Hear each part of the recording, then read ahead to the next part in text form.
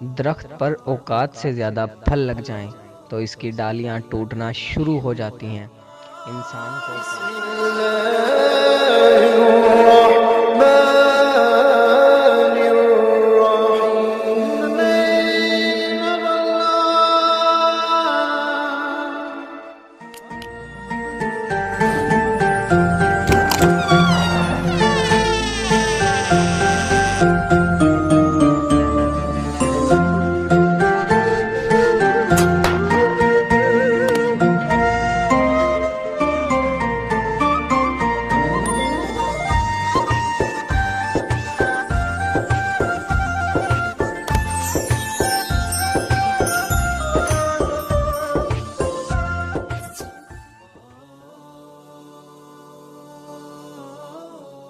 درخت پر اوقات سے زیادہ پھل لگ جائیں تو اس کی ڈالیاں ٹوٹنا شروع ہو جاتی ہیں۔ انسان کو اوقات سے زیادہ مل جائے تو وہ رشتوں کو توڑنا شروع کر دیتا ہے۔ انجام آہستہ آہستہ درخت اپنے پھل سے محروم ہو جاتا ہے۔ الفاظ کا چناؤ سوچ سمجھ کر کریں۔ جب آپ بات کر رہے ہوتے ہیں تو آپ کے الفاظ آپ کے خاندان کا پتہ، مزاج اور آپ کی تربیت کا پتہ دے رہے ہوتے ہیں۔ بچہ بڑا ہو کر سمجھ جاتا ہے کہ ابا کی پابندیاں ٹھیک ہی تھیں، اور بندہ مرنے کے بعد سمجھ جائے گا کہ اس کے رب کی پابندیاں ٹھیک تھیں۔ زندگی کوئی چائے کا کپ تھوڑی ہوتی ہے کہ ایک چمچہ شکر ملا کر ذائقے کی تلخی کو دور کر دیا جائے۔ زندگی کو تو عمر کے آخری لمحے تک گھونٹ گھونٹ پینا پڑتا ہے، چاہے تلخی کتنی زیادہ کیوں نہ ہو جائے۔ تہجد پڑھتے ہیں مگر اپنے بھائی سے بول چال نہیں رکھتے، ہر نیک کام کرتے ہیں مگر غیبت نہیں چھوڑتے۔ اپنی نیکیاں ایسی تھیلی میں جمع نہ کریں جس میں سوراخ ہو۔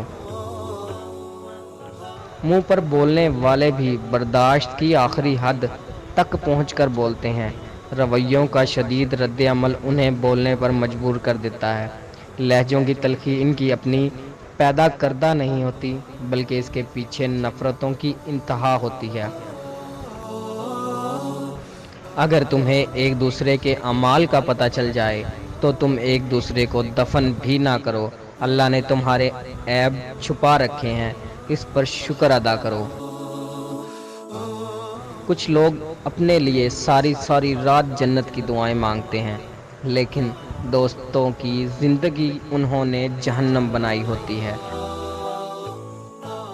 ہم کسی کے دل میں جھانک نہیں سکتے، یہ جان نہیں سکتے کہ کون ہمارے ساتھ کتنا مخلص ہے، لیکن وقت اور رویے جلد ہی یہ احساس دلا دیتے ہیں۔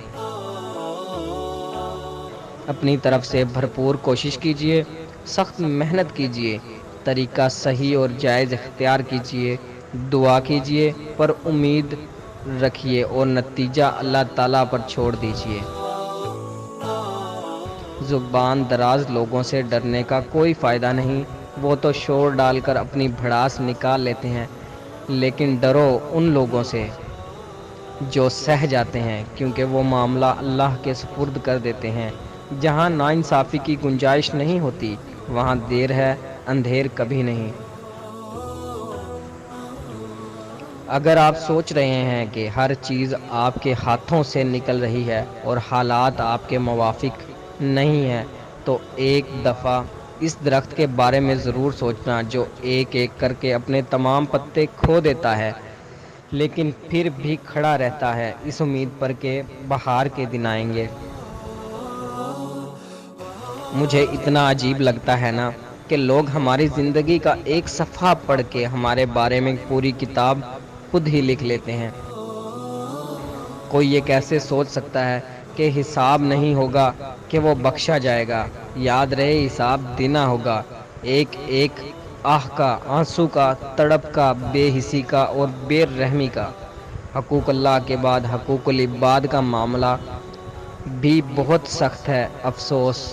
افسوس کچھ نہیں، سبھی لوگ یہ بات بھلائے بیٹھے ہیں۔